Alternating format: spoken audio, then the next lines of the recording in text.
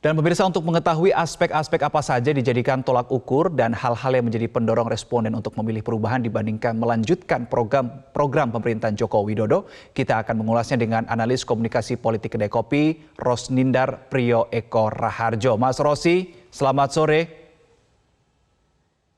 Selamat sore, Mas Reno. Apa kabar? Baik, Mas Rosi, terima kasih.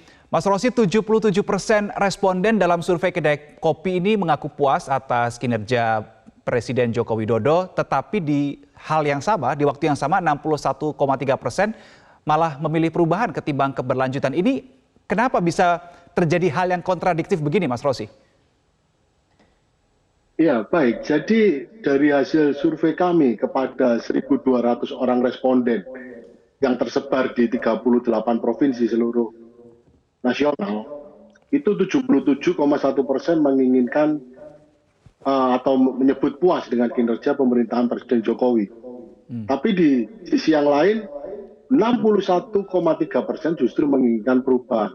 Nah, ternyata dari data yang kami peroleh, yang mereka inginkan dari perubahan-perubahan tersebut adalah program-program yang kurang tepat pelaksanaannya. Tercatat di survei yang kami dapat itu antara lain bantuan sosial yang tidak tepat sasaran, kemudian lapangan pekerjaan yang belum merata dan sebagainya. Rata-rata yang ingin diubah oleh masyarakat, oleh pemerintah berikutnya atau penerus Pak Jokowi atau pengganti Pak Jokowi nanti ini adalah di bidang ekonomi, seperti itu. Oke, berarti Mas Rosi bisa dimaknai arti memilih perubahan ini untuk aspek yang memang publik tidak puas, begitu ya, selama ini? Ya, betul.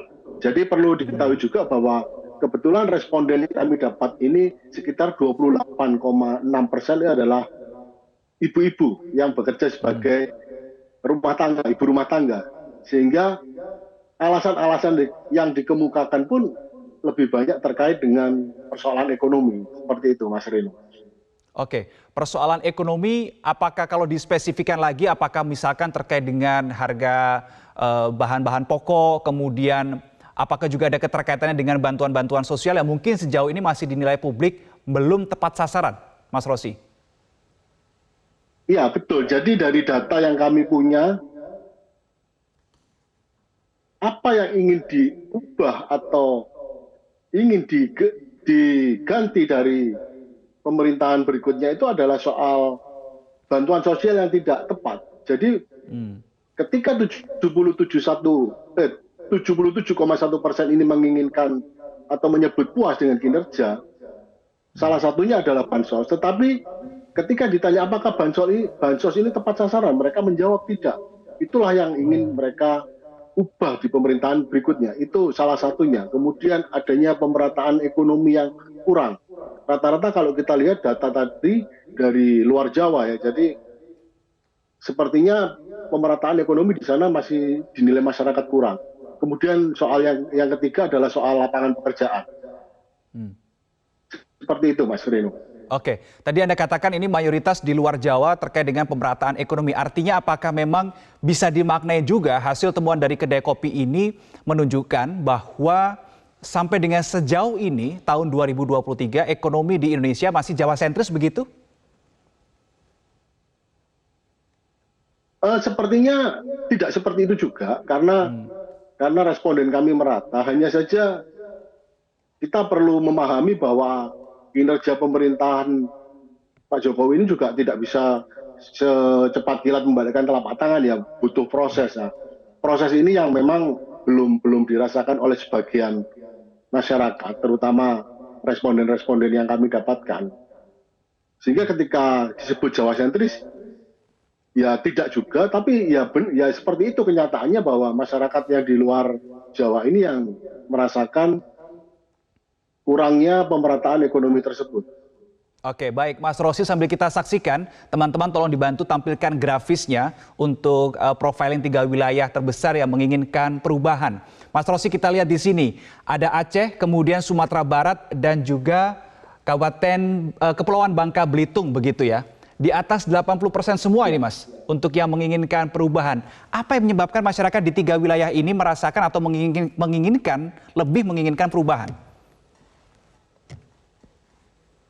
Ya, jumlahnya memang di atas 80%, tapi perlu kita tahu bahwa responden yang kami ambil untuk ketiga wilayah tersebut dan beberapa daerah tertentu itu disesuaikan dengan jumlah DPT yang kami ambil juga dari data BPS, sehingga jumlahnya kami sesuaikan.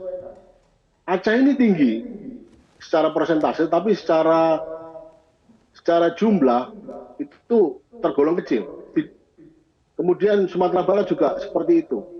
Karena sejujurnya jumlah responden terbesar kami itu ada di Jawa sebenarnya. Kalau yang pertama di Jawa Barat, sekitar 160 responden, kemudian di Jawa Timur 140 responden, dan di Jawa Tengah sekitar 120 responden. Sehingga jumlahnya cukup tinggi dibanding dengan daerah-daerah lain. Nah, ketika ditanya mengapa ketiga daerah ini tertinggi di tingkat ingin perubahannya, mayoritas mereka menjawab bahwa bansos tidak tepat sasaran, seperti itu. Sementara di tempat yang pertama yang tertinggi adalah pemerataan ekonomi yang kurang. Oke, baik, terima kasih analis komunikasi politik Kedai Kopi Rosnindar Priyo Eko Raharjo sudah berbagi informasi kepada kami di Metro hari ini. Selamat sore Mas.